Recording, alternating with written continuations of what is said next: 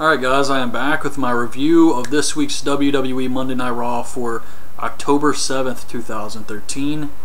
And just got done watching the opening segment, and that was pretty damn good.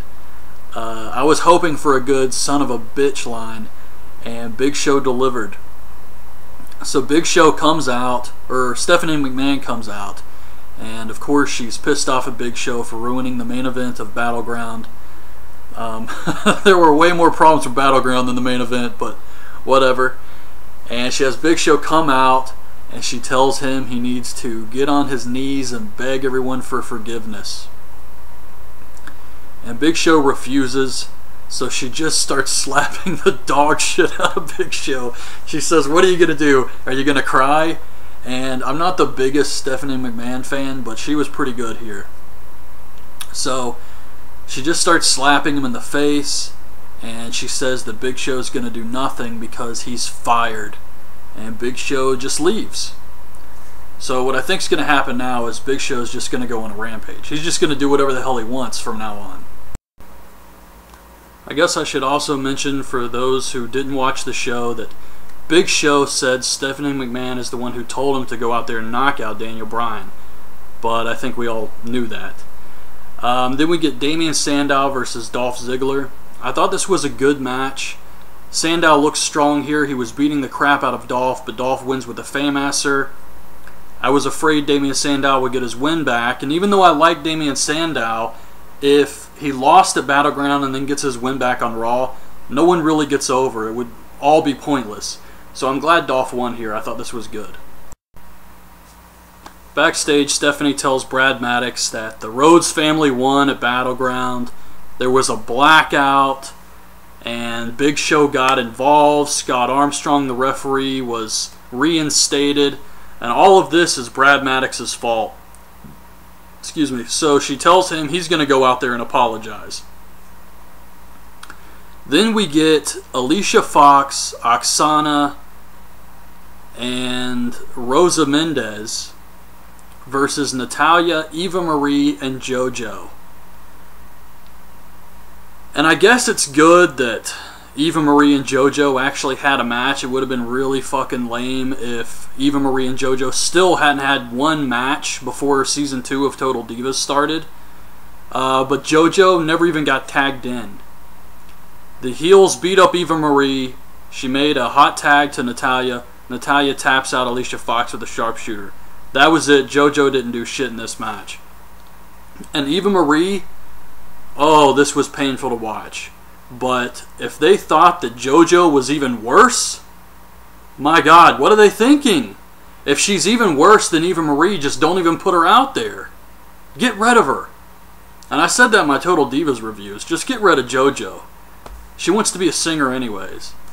But then Brad Maddox comes out, and he says that Daniel Bryan versus Randy Orton, well, at first he apologizes, and then he says Daniel Bryan and Randy Orton, they're going to have a rematch at Hell in a Cell. And there's going to be a special guest referee. You got 3 Hall of Famers. They're going to tell us who they are later.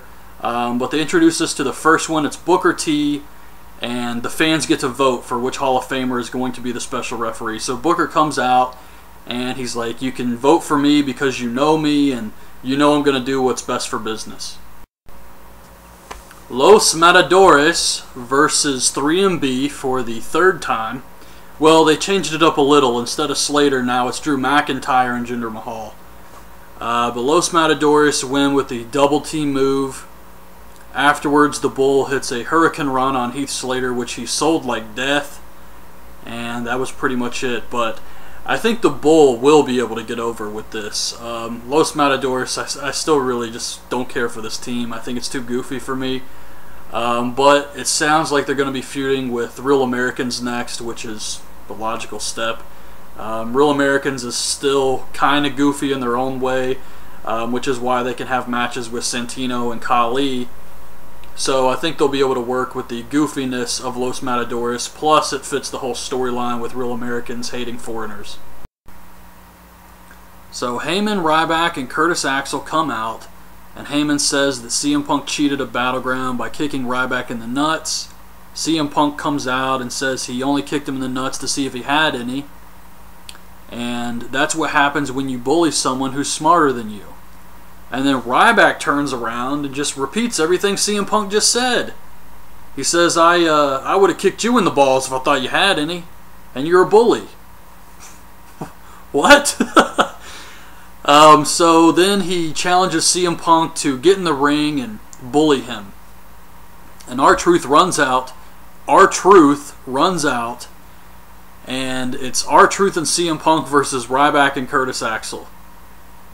They spend a very long time just beating up R-Truth. Finally, CM Punk gets the hot tag, hits the GTS on Curtis Axel, kicks Ryback in the head, and then he's nice enough to look at R-Truth and say, I'm going to let him get the pin.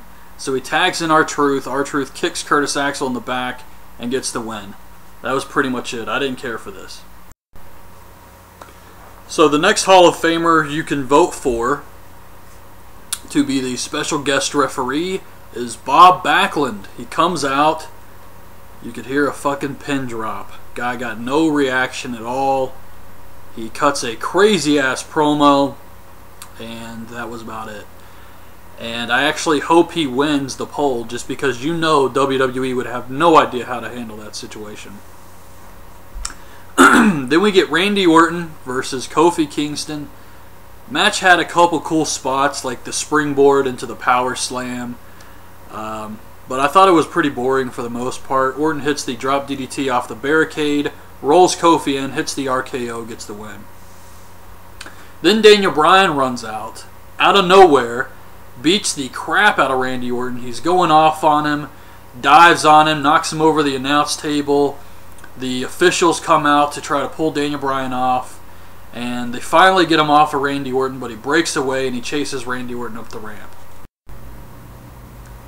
Del Rio flirts with Vicky Guerrero backstage. He kisses her cheek. She acts like she's not falling for it. Then we get the last person you can vote for to be the special referee, and it's Shawn Michaels. So he comes out and he says he's not going to let anything sway him. Not his friendship with Triple H, not the fact he trained Daniel Bryan, and not his hatred of Randy Orton. So he asked everybody to vote for him, and then they tell us how to download an app again. So Del Rio comes out for his match. Vicky announces his opponent. It's Ricardo Rodriguez. So Del Rio is all happy about this. He thinks, hey man, this is going to be a piece of cake. And then Vicky says, one more thing. Your opponent at Hell in a Cell for the world title will be John Cena. So Del Rio freaks out. This distracts him, and Ricardo rolls him up for the win. And Ricardo runs over to the announce table, and he's celebrating, and Del Rio runs over and trips him. Ricardo takes a sick bump on the table. Del Rio kicks him in the face, puts the chair on his arm, tries to break his arm, and puts him in the arm breaker until officials pull him off. And I thought this segment was pretty good. Man, Ricardo loves taking bumps. But the big news here is Del Rio versus John Cena at Hell in a Cell. And I think this is great. I hope it leads to a feud, because the most important thing right now is to keep John Cena out of this Daniel Bryan, Triple H, WWE title storyline for as long as humanly possible. Fandango beats Zack Ryder with the leg drop. Nothing special here. And then we find out that the special referee is Shawn Michaels. Big surprise, right? So of course he wins the poll. However, Booker T had 7%. Bob Backlund had 32% of the votes. So that was awesome. And I also noticed that Booker T was acting like a heel here when he didn't win, which is something he's been doing the past few weeks. Then we get the Real Americans versus Khali and Santino. Rematch from Battleground. And Cesaro goes after Khali's knee, the exact same setup from last night. He gets him in the big swing and gets the win. And I'm glad they did this again on Raw, because it is impressive that he swings Khali, and more people are going to see it on Raw. So I'm glad they did this. Real Americans win again. Afterwards, they try to swing Hornswoggle, and Santino runs in, hits Cesaro with the Cobra. Khali chops Swagger. And I can't remember if anything else happened here. And then Hornswoggle is acting all dizzy.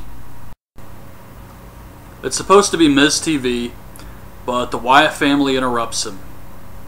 And Bray Wyatt comes out and sits in his rocking chair, and he blows out the lantern, and when the lights come on, the other family members are in the ring.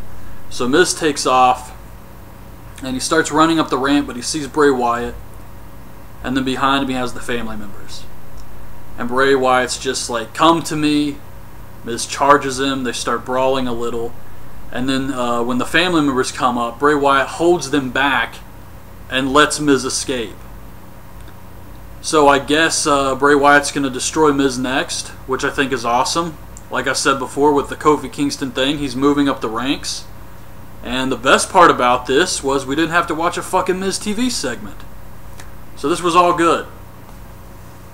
Then we see Triple H arrive. He says he was busy cleaning up Maddox's mess.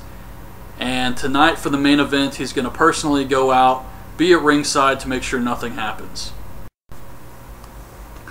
This was pretty awesome. So it's the main event. You got the Shield versus Cody Rhodes, Goldust, and Daniel Bryan. I wonder if you can play as Daniel Bryan with the headband in the new video game. It's like an alternate costume. But they had a decent match here. Daniel Bryan gets Seth Rollins in the no-lock, and Dean Ambrose hits Cody Rhodes with a chair. So the ref disqualifies the Shield. Triple H says, I want this match restarted. This time it's no disqualification. And Randy Orton jumps the barricade, hits the RKO on Daniel Bryan, rolls him in, Rollins covers him, the Shield gets the win. So afterwards, the Shield is putting the boots to the Rhodes family and Daniel Bryan, and then Big Show comes out. Now, while I really liked this whole thing, I thought it was great. Couple problems here. Number one, he was fired, so who the fuck is playing his music? And number two, JBL pointed out another flaw in this story. Where was security? I mean, nothing. No officials, nothing at all. And the only excuse is, would you tell him to leave? Well, if it was my job and I was a security guard, yeah. Because I'm sure I would have like 10 other guys with me. But anyways, Big Show gets in the ring and he tries to fight off the Shield, but eventually they dogpile him and he breaks out of it, and it's just Big Show and Triple H, and he knocks Triple H out. And I thought this was awesome. He finally got to knock out Triple H. The crowd popped like crazy for this, and Big Show leaves and Daniel Bryan is in the ring and he's doing his yes chant over Triple H's body. So that was Raw this week. I thought it was great. Oh, I didn't think the whole show was great. I thought this segment was great. The show overall was good. I was entertained with this one. There was some down stuff I didn't care about. For example, Fandango versus Ryder. The CM Punk R-Truth tag match against Curtis Axel and Ryback I didn't really care for. But there was some good stuff on this show. So anyways, that's my review. Hope you guys liked the video. Leave your thoughts on the show in the comments, and thanks for watching.